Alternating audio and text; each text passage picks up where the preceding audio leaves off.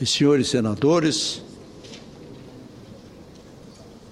senhores vaqueiros do Agreste, dos sertões nordestinos, a minha sincera homenagem a todos. Senhor presidente, nós brasileiros iremos protagonizar o pontapé inicial de um grande acontecimento, creio de repercussão internacional, no próximo dia 26 de setembro, por iniciativa do Sindicato dos Trabalhadores de Cargas de Mato Grosso do Sul, da Federação das Indústrias de Mato Grosso, da Federação de Agricultura e Pecuária de Mato Grosso do Sul, FamaSul, e Confederação Nacional da Agricultura. Uma expressiva comitiva de empresários, políticos, jornalistas e representantes classistas estarão percorrendo os 1.785 quilômetros do corredor rodoviário interoceânico, que liga a cidade de Corumbá, na fronteira do Brasil, adentrando no território boliviano por Porto Quijarro e ingressando no Chile, indo até o Porto Iquique, nas margens do Oceano Pacífico. Trata-se de uma verdadeira epopeia.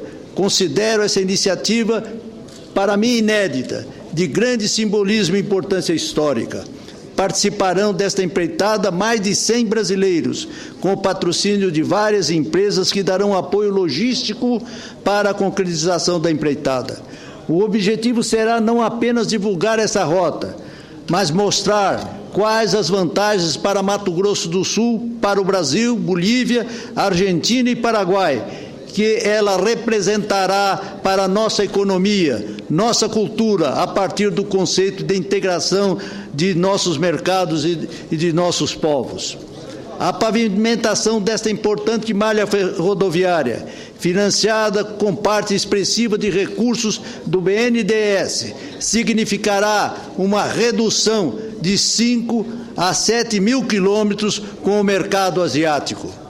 Mais importante ainda, a exportação dos produtos pelo Porto de Iquique, no Chile, proporcionará uma redução tarifária comparada com os portos brasileiros, da ordem de 60%, o que dará uma competitividade surpreendente à nossa economia.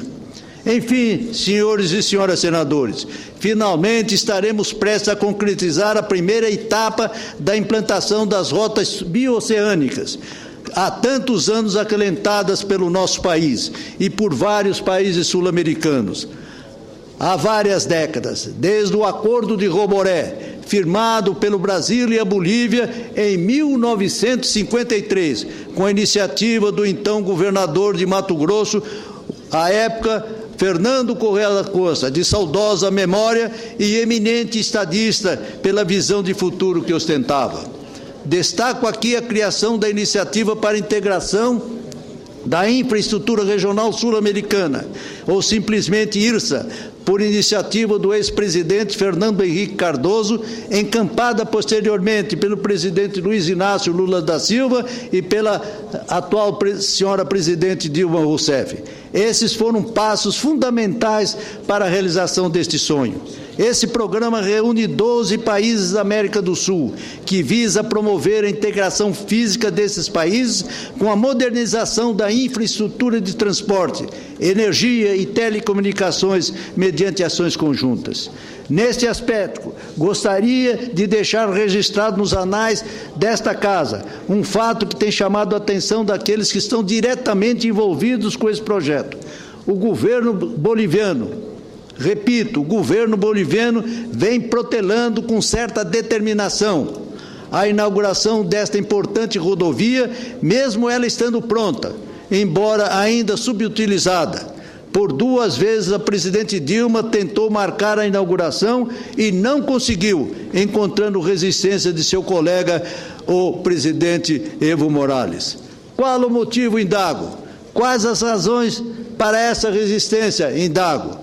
O grande problema que se impõe tem a ver com uma questão histórica de ordem geopolítica. A Bolívia deseja retomar uma área perdida para o Chile em 1879, na guerra, a chamada Guerra do Pacífico, o que impossibilita ao país ter uma saída para o mar. Com isso, Pressiona o Brasil para que interfira junto ao governo chileno para solucionar o problema.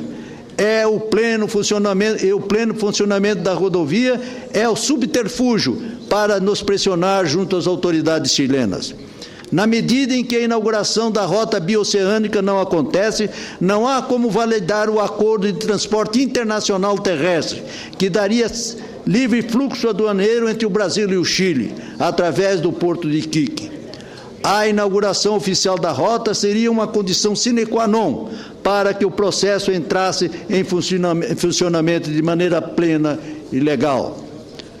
Atualmente, senhor presidente e senhores senadores, por conta da ausência dessa formalidade legal, caminhões brasileiros ficam retidos por mais de 10 dias na fronteira da Bolívia com o Chile, pelo fato de que a não inauguração da rodovia impede a efetivação do acordo de livre comércio entre os países.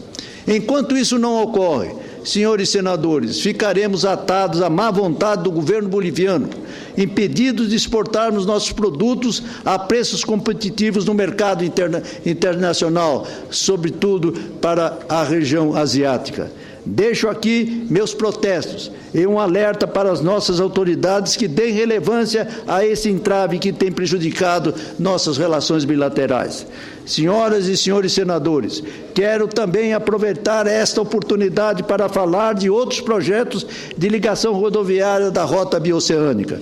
A ligação entre o município de Porto Murtinho e meu estado, na fronteira com o Paraguai, se estendendo por esse país até a sua cidade de Mariscal Estigarribia, bifurcando-se via Bolívia até o porto de Iquique e via Argentina até o porto de Antofagasta.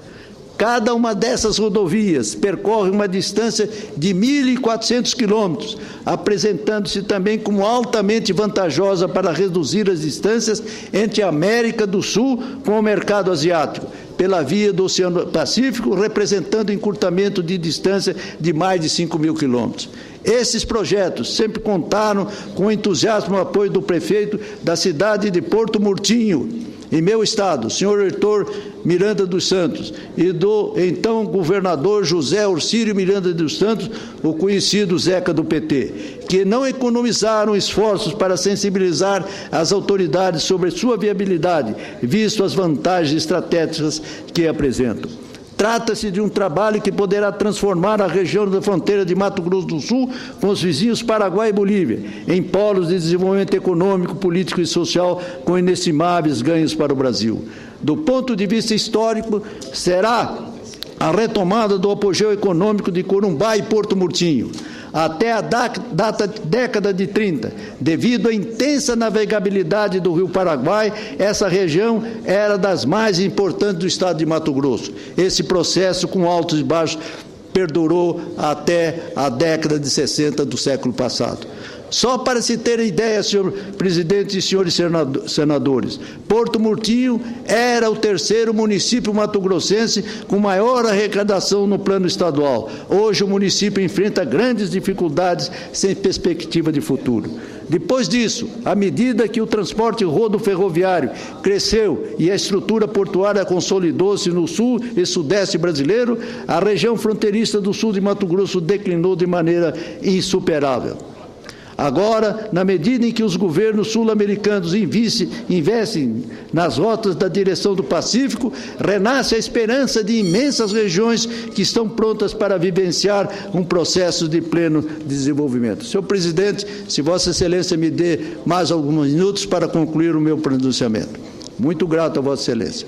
Só para Vossas Excelências terem uma ideia, a cerca de 250 quilômetros a oeste de Porto Murtinho, dentro do Paraguai, no Chaco, diria o Pantanal do país Guarani, nas cidades de Loma Prata e Filadélfia, há uma colonização de alemães, de canadenses e russos que vivem em assentamentos menonitas e que transformaram aquela região num dos principais polos de desenvolvimento da República do Paraguai.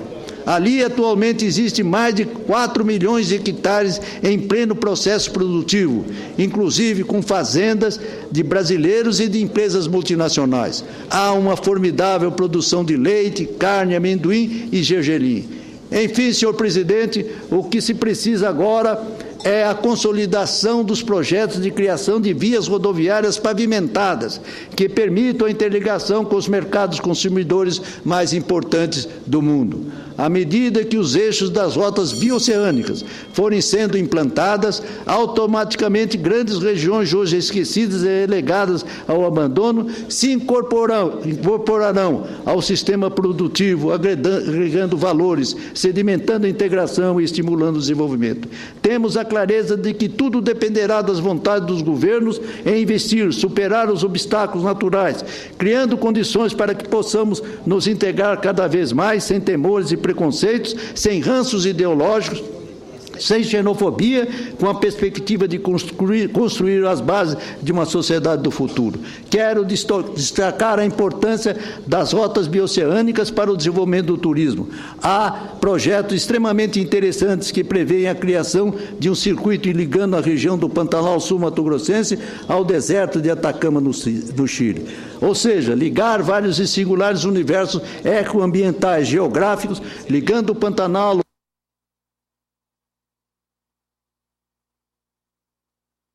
numa rota de mais de 1.000 quilômetros de beleza e de uma natureza variada e exuberante. E concluo, senhor presidente, e senhoras e senhores senadores, para lembrar aqui de uma frase do senador argentino Rodrigo Uchoa, pronunciada em setembro de 2000, quando do lançamento das rotas bioceânicas pelo então presidente Fernando Henrique Cardoso, em reunião com vários presidentes sul-americanos. Dizia o eminente senador argentino, aspas, as grandes obras, as sonham os santos loucos, as realizam os realizadores natos, as desfrutam os felizes usuários e as criticam os imbecis crônicos.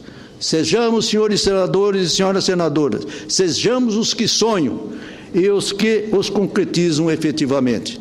É o meu pronunciamento, senhor presidente. Muito obrigado.